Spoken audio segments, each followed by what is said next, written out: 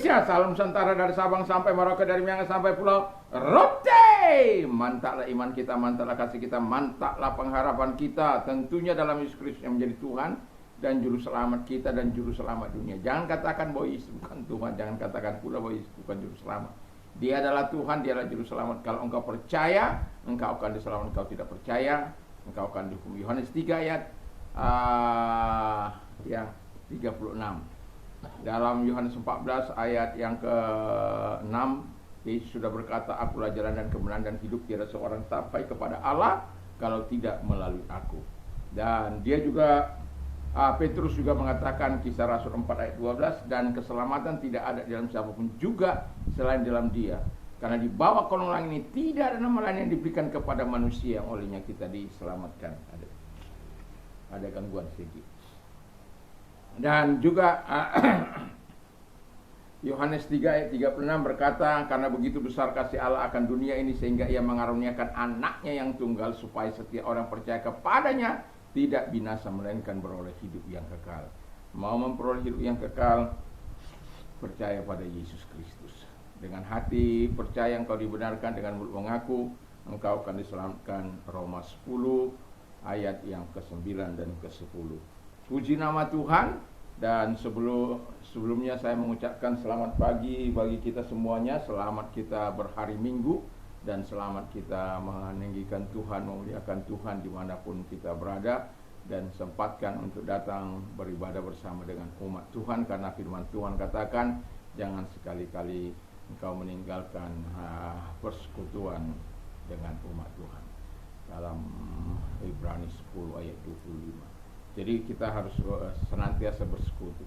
Nah, puji nama Tuhan dan selamat pagi. Doa dan harapan saya, kekuatan firman, kekuatan firman, kekuatan doa, kekuatan iman, kekuatan Roh Kudus senantiasa menyertai kita dalam melangkahkan kaki kita dalam ketaatan yang penuh kepada Tuhan Yesus Kristus. Puji nama Tuhan. Saya akan membacakan Filipi 4 ayat 4 sampai dengan 6. Sebelumnya kita berdoa. Terima kasih Tuhan, di hari Minggu ini biar sukacita Tuhan menyertai kami sebagai orang-orang beriman yang terus akan mempercayakan hidup ini kepada-Mu, dalam nama Yesus. Amin. Demikian bunyi firman Allah dalam Filipi 4 ayat 4 dan sampai dengan yang ke-6. Bersukacitalah senantiasa dalam Tuhan. Sekali lagi aku katakan, bersukacitalah. Hendaklah kebaikan hatimu diketahui semua orang. Hendaklah kebaikan hatimu diketahui semua orang, Tuhan sudah dekat. Janganlah hendaknya kamu khawatir tentang apapun juga, tapi nyatakanlah dalam segala hal keinginanmu kepada Allah dalam doa dan permohonan dengan ucapan syukur. Puji nama Tuhan. Jadi hidup orang beriman itu memiliki ciri-ciri tertentu. Yang pertama, sebagaimana yang kita baca tadi, dari pasal yang kita baca, dari ayat yang kita baca, yang pertama, bersukacitalah. Jadi hidup, ciri-ciri hidup orang beriman, ya, hidupnya bersukacita, ya. Jadi yang namanya bersukacita tentu bukan berarti selama 24 jam kita bersukacita. Ada kadangkala pilu, penderitaan, kesusahan, mungkin juga tangisan, dan lain sebagainya. Tetapi firman Allah mengajarkan kepada kita untuk bersukacita senantiasa. Artinya bahwa ada kekuatan yang Tuhan anugerahkan kepada setiap orang yang beriman, kepada setiap orang percaya kepada Yesus Kristus. Kekuatan yang supranatural untuk bersukacita di tengah-tengah keadaan apapun. Bahkan di tengah-tengah ketika Tuhan memanggil salah seorang yang kita kasih, yang kita cintai, bahkan firman Allah supaya jangan berlarut-larut dalam duka cita, tetapi tetap menyerahkan diri kepada Tuhan. Dan ada banyak kasus-kasus yang seperti ini, tetapi masih mampu memuliakan Tuhan, masih mampu meninggikan Tuhan, masih mampu bermazmur memuliakan Tuhan. Itu sesuatu yang sangat luar biasa. Jadi bersukacita itu ketika Tuhan anugerahkan kita kekuatan untuk itu, Mari kita lakukan, dan itulah sebabnya firman Allah katakan, bersukacitalah senantiasa. Sekali lagi kukatakan, bersukacitalah, karena memang ada kekuatan yang Tuhan anugerahkan bagi kita untuk bersukacita. Saya tidak tahu sudah berapa kali hari ini kita memuji Tuhan, tapi saya mau katakan, sukacita itu ditandai dengan pujian kepada Tuhan. Ketika saya berolahraga, kadangkala saya sambil menari, berjoget sampai orang-orang tersenyum-tersenyum sendiri, tapi peduli amat lah ya. Jadi kita bersukacita, memulakan Tuhan, meninggikan Tuhan dimanapun kita ada, baik saat kita berdoa, baik saat kita berolahraga mungkin, dan kita bisa melakukan itu karena memang Tuhan mengajarkan kita untuk bersukacita. Hidup orang beriman, ciri yang kedua adalah hidupnya baik hati. Ya. Ada orang beriman katanya hidupnya dajal. Dan yang lebih sadis lagi, hidup orang beriman yang percaya kepada Yesus, biarpun dia beriman melakukan dosa, mereka tenang-tenang saja karena dosanya sudah diampuni. Itu tuduhan palsu itu. Justru kita, karena orang beriman, kita sudah diampuni dosa kita. Kita, kalau orang Indonesia mengatakan bahwa kita, ketika kita diberikan yang terbaik, kita tidak akan pernah mau membalas yang jahat, terkecuali memang otaknya sudah kotor, perbuatannya sudah kotor, ya. Dikasih yang baik justru mau mengambil yang jauh lebih banyak lagi. Itu otak penjahat namanya. Tapi Tuhan mau katakan kepada kita bahwa hidup orang beriman itu harus baik, ya. Memang baik bukan berarti terus lalu kita lepas kontrol sehingga anak istri kita tidak memiliki apa-apa.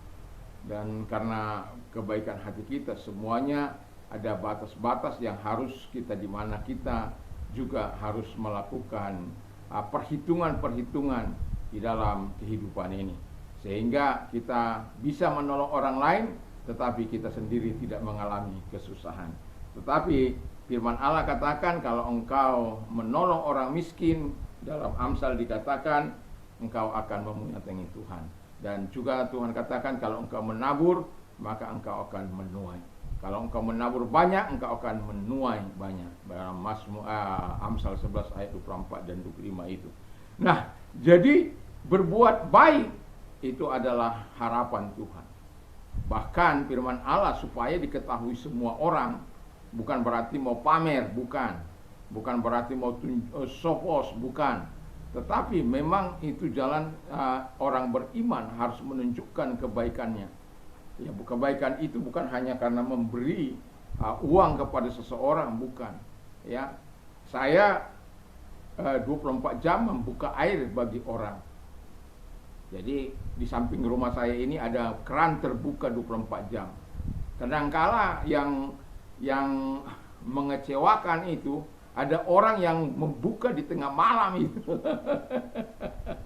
Bayangkan aja kalau air terbuka di tengah malam. Ya untungnya saya, ya telinga saya ini cukup tajam lah gitu. Enggak mendengar. Kadang-kadang ada niat, karena bukan 1-2 kali gitu. Ya. Ada niat untuk menutup. Tapi kembali lagi kita, ini kan perbuatan orang-orang mungkin yang mabuk, yang apa, yang sudah tidak sadar, karena daerah kami ini daerah seperti itu. Tetapi firman Allah katakan, hendaklah kita selalu berbuat baik kepada semua orang. Kita tidak tanya ketika kita berbuat baik, apa agamamu? Kamu agama ini, agama tertentu baru bisa ngambil air ini. Enggak ada itu, ya. Ya, berbuat baik kepada semua orang. Ilmu yang bisa kita bagikan ilmu itu kepada orang-orang yang membutuhkan. Betul-betul orang-orang yang membutuhkan. Terkecuali orang itu tidak mau, ya memang tidak bisa dipaksa. Tetapi kalau orang itu memang dia mau, ya mari kita memberikan yang terbaik dari hidup kita. Yang ketiga dikatakan, ciri yang ketiga, hidupnya tidak khawatir. Orang bertanya sama saya begini, di mega terus ini ya, di mana dorongan yang besar akan terjadi, tekanan yang begitu luar biasa akan terjadi, dan daerah kami dikatakan daerah merah, tapi saya tidak pernah memikirkan hal itu. Dan dalam arti bukan berarti kita tidak tahu, kita tahu, tetapi bukan karena kita tahu lalu kita menjadi khawatir, menjadi takut. Kita menyerahkannya ke dalam tangan Tuhan. Dan kalau boleh saya berkata, kalau terjadi pun itu janganlah di malam hari, kan gitu. Supaya bisa lari. Kalau tidak bisa naik ke lantai 3 sana ya. Yang mau saya katakan adalah tidak perlu khawatir. Tidak perlu khawatir akan keadaanmu, situasimu, kondisimu, keuanganmu, walaupun kadangkala kita dibuat nyut-nyut.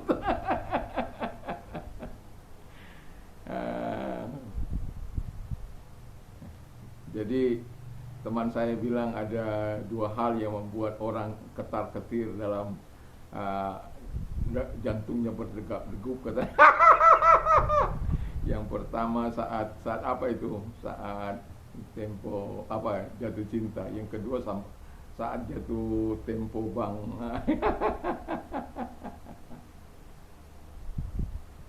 Tapi saya nggak pernah denyut-denyut itu. Ya, walaupun dalam situasi yang sulit, dan kita tetap mau menyerahkan ke dalam tangan Tuhan. Dan ada saja pertolongan daripada Tuhan, walaupun saya mau katakan hidup ini adalah perjuangan. Hidup ini adalah peperangan yang terus harus dilakukan dalam hidup ini. Tapi tidak perlu khawatir. Burung di udara saja, kata firman Allah. Perhatikan burung-burung di udara itu, mereka tidak menabur, tidak menuai, tidak menyimpan hasilnya dalam lumbung, gak ada hasilnya. Namun kata firman Allah 25-26, ayat 26 dalam Matius 6 ayat 26, dikatakan, namun Bapamu yang di sorga memberi mereka makan. Bukankah kamu jauh melebihi burung-burung pipit tersebut? Wah, jadi gak perlu khawatir, gak perlu takut. Siapa hidupnya? Siapa oleh karena kekhawatirannya dapat menambah sehasta saja, selangkah saja jalan hidupnya? Gak ada. Dan itu sebabnya kita perlu menyerahkan diri, berdoa kepada Tuhan sebagai orang-orang beriman. Dan ingat, orang-orang beriman tidak akan dibiarkan Tuhan mati kelaparan. Orang-orang yang beriman tidak akan dibiarkan orang mati kelaparan. Orang-orang yang tidak orang-orang yang beriman, pastilah pemeliharaan Tuhan akan datang, baik bagi dia, bagi generasinya. Karena firman Allah katakan, dahulu aku muda, sekarang aku telah menjadi tua, namun tidak pernah kulihat generasi orang benar itu, generasi orang beriman itu hidup dalam meminta-minta. Percayakan dirimu kepada Allah sepenuhnya, dan biarkan sukacita Tuhan, sukacita Tuhan senantiasa menguasai kita, kebaikan-kebaikan Tuhan, dan kita menerapkan prinsip-prinsip kebaikan dalam kehidupan sehari-hari kita. Dan juga, dan yang terakhir, di mana kita tidak perlu khawatir dengan situasi dan keadaan kita. Cukup kita menyerahkan diri, karena Tuhan yang memelihara hidup kita. Mari kita tunduk kepada kita berdoa. Terima kasih Tuhan, kami mau tetap percaya pada jaminan firman-Mu bahwa Engkau adalah Allah yang akan menyatakan segala kebaikan-Mu bagi kami. Di dalam nama Yesus. Dan kalau Engkau sedang mengalami penderitaan oleh karena sakit penyakit, apapun sakit penyakitmu, mari arahkan tanganmu kepada Tuhan, dan kita akan berdoa bersama-sama. Di dalam nama Yesus segala sakit penyakit mereka alami dalam nama Yesus kami perintah. Keluar. Seorang bapak yang juga meminta doa supaya baik itu dari kolesterolnya, baik itu dari masalah komplikasi penyakitnya, dalam nama Yesus Kristus kami perintah keluar. Dan oleh bilur-bilur daripada Tuhan Yesus mereka disembuhkan oleh kuasa-Mu, oleh firman-Mu. Terima kasih Bapa di surga buat pertolongan-Mu kepada mereka satu demi satu. Terima kasih. Dan bagi mereka yang mengalami masalah, bagi kalau engkau sedang mengalami masalah sulit dalam hidupmu, angkat kedua tanganmu dan menyerahkan diri kepada Tuhan. Karena Tuhan berkata, bersulah kepadaku pada waktu kesesakan, aku akan meluputkan engkau dan engkau akan memuliakan aku. Engkau orangnya. Mari kita berdoa bersama. Tuhan, lihat tangan-tangan yang diangkat kepadamu. Kami percaya kepadamu Tuhan, engkau Allah yang mau menolong. Karena Paulus sudah berkata, aku keluar dari segala penderitaan, penganiayaan, kesulitan, masalah, karena Tuhan yang mengeluarkan aku. Dan kami yakin dan percaya Tuhan yang kami sembah tidak pernah berubah, dulu, sekarang, sampai selama-lamanya. Yesus Kristus tetap sama dahulu, sekarang, sampai selama-lamanya. Dan terima kasih buat pertolongan-Mu, kebaikan-Mu bagi kami semuanya. Sehingga setiap kami, biarlah kami memuliakan Tuhan karena kasih dan kemurahan dan pertolongan-Mu yang sudah kami nikmati. Dalam nama Yesus kami bersyukur dan berdoa. Haleluya. Amin. Tuhan Yesus memberkati. Selamat pagi, selamat beribadah. Kiranya kita tetap di dalam kasih-Nya. Mantap, mantap, mantap.